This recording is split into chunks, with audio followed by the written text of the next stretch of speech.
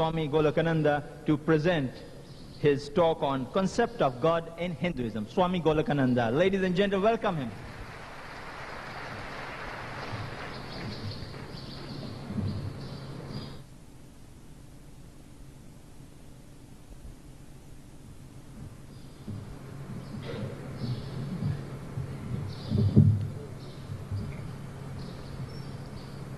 Respected Chairman of the meeting, Dr. Naik,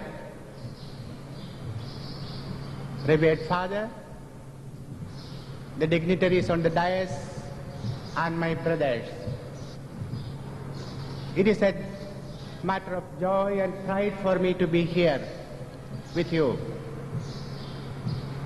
because there is now a mood to understand each other. When we understand each other, the natural implication of it is that we would love each other. And that is what the Hinduism preaches, the Christianity, Islam, every other religion preach, that we live with love as brothers on this earth and have a happy life. I am supposed to talk to you about the concept of God in Hinduism. The basic idea about the concept of God in Hinduism is that the Lord, who is omniscient, all-powerful, all-pervading, the Lord, He is the source of this universe. He is the sustenance of this universe, and also He is the sanctuary, the source, the sustenance and sanctuary of the manifested universe is the Lord. That is the basic idea. All of us have, the whole universe have come from Him. It lives in Him and it goes back to Him. We live and move and have our being in God. That is at the spiritual level, it means that. So that is the basic idea. Now, what about, there are three entities in this universe for us to understand. We are trying to understand from time immemorial these three entities. The man's inquisitiveness to understand what is God, his inquisitiveness to understand what is the word that we confront, what is the relationship between we, the mortals, and the Lord. That relationship, that is a great subject of great study in Hinduism. God, Word, Man. How do we understand? How are we related? These three things. How are these three things related to each other? That is a great subject in Hinduism to understand, of study. There are three types of philosophies in Hinduism.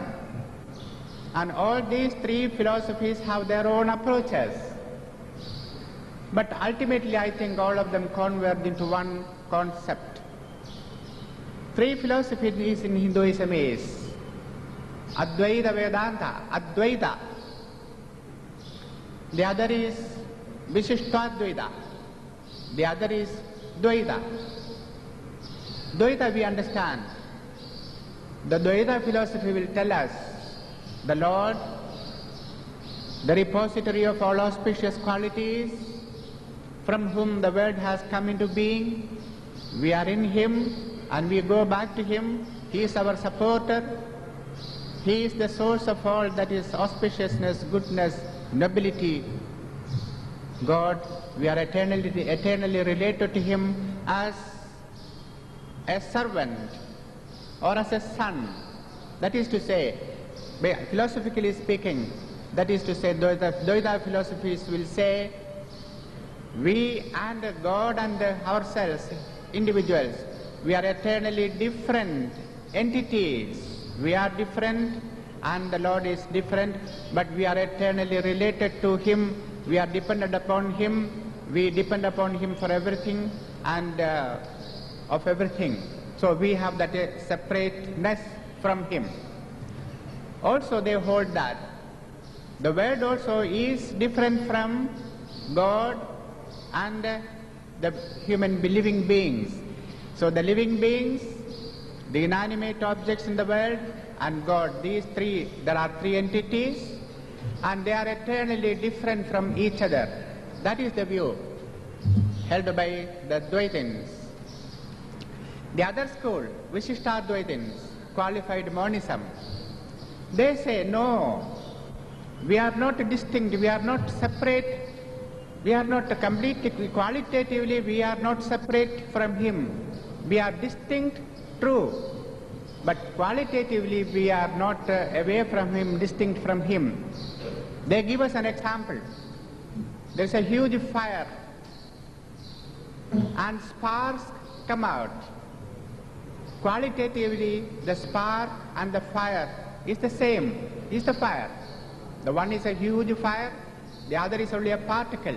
But yet, in essence, in quality, it is the same. In the same way, we are part of the Lord.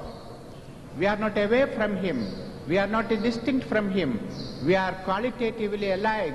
We are part of him.